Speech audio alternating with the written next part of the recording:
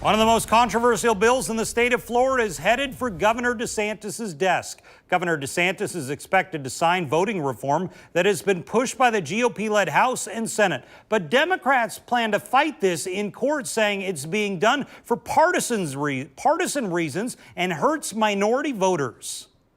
Months after Florida Governor Ron DeSantis praises his own state's handling of the 2020 election, he's poised to sign new legislation that is raising the ire of Democrats over how it handles things like drop boxes and ballot handling.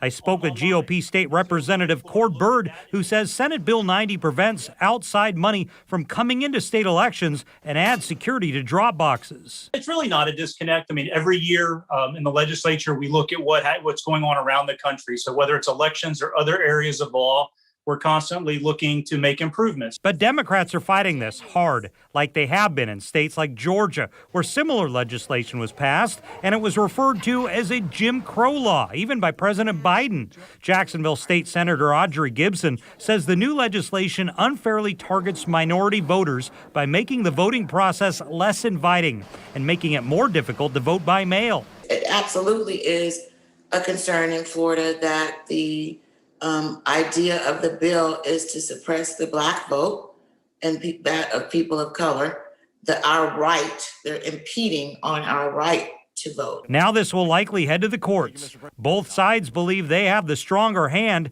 in what will inevitably be a legal fight. It's absurd. It's demagoguery at its worst to compare anything that we did with Jim Crow. It bears no semblance to reality, and I reject it in totality. It's a bill that's not needed.